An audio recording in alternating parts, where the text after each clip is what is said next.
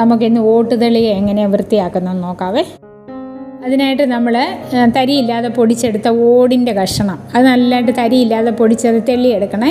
എന്നിട്ട് അത് നമ്മൾ ആ ഓടിൻ്റെ കറ പറ്റിയ ഭാഗത്ത് നല്ലതായിട്ട് പ്രസ് ചെയ്ത് തേക്കണം. തേച്ച് നല്ലപോലെ നല്ല ശക്തി തേക്കണം. കാരണം ഇതിൻ്റെ പല ഭാഗത്തും ഇങ്ങനെ ഒത്തിരി കറുത്തിരിപ്പുണ്ട്. അത് നമുക്കൊന്ന് വൃത്തിയാക്കാം. നല്ലതായിട്ട് പ്രസ് ചെയ്യണം. ഇച്ചിരി ചകിരിയും എടുത്ത് ഈ ഓടിൻ്റെ പൊടിയും കൂടി ഇട്ട് നല്ല പ്രസ് ചെയ്തൊന്ന് തേക്കണം. കുറേ നേരം തേച്ച് കഴിയുമ്പോൾ അതിൻ്റെ കറുത്ത പാടെല്ലാം പോകും. അത് നല്ലപോലെ വെളുക്കും. നമുക്ക് നല്ലൊരു ഗ്ലേസിങ് കിട്ടും അതിലൂടെ. അത് തരി വേണം. തരി ഉണ്ടെങ്കിൽ പോറും അപ്പടി പാത്രം. അതുകൊണ്ട് തരി ഇല്ലാതെ നമ്മളൊന്ന് തെള്ളിയെടുക്കണം ഓടിൻ്റെ. എന്നിട്ട് അതിട്ട് നമ്മൾ ഈ ചകിരി ഉപയോഗിച്ച് തേച്ചാൽ നമ്മുടെ എത്ര ക്ലാവ് പിടിച്ചതും മുഷിഞ്ഞതുമായ ഓട്ടുപാത്രങ്ങൾ നമുക്ക് വൃത്തിയാക്കിയെടുക്കാം. നിലവിളക്കും കിണ്ടിയും ഒക്കെ ഇതും കൊണ്ട് നമുക്ക് തേച്ച് വൃത്തിയാക്കിയെടുക്കാം.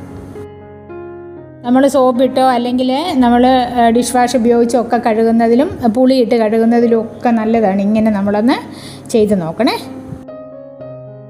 ഇത് നല്ലതായിട്ട് നമ്മൾ നല്ല പ്രസ് ചെയ്ത് തേച്ച് ഒരു 5 മിനിറ്റ് നേരം നമ്മൾ തേച്ച് വൃത്തിയാക്കി നല്ലൊരു തുണി കൊണ്ട് നമ്മൾ തുടച്ചെടുത്താൽ മതി. വെള്ളം തൊടിയിക്കുകയേ വേണ്ട. ആ തുണി കൊണ്ട് തുടച്ചെടുത്ത് കഴിയുമ്പം തന്നെ നല്ലൊരു അതിൻ്റെ ക്ലാവെല്ലാം പോയി നല്ല ഓടിൻ്റെ കളറ് തെളിഞ്ഞു വരും. ഒരു പൈസ പോലും മുടക്കാതെ നമുക്ക് നമ്മുടെ ഓട്ടുപാത്രം അടിപൊളിയായിട്ട് എടുക്കാൻ പറ്റും. അപ്പോൾ ഓട്ടുപാത്രം വീട്ടിലുള്ളവരൊക്കെ ഇതുപോലെ ഒന്ന് ചെയ്തിട്ടൊന്ന് കമൻറ്റ് ചെയ്യണേ.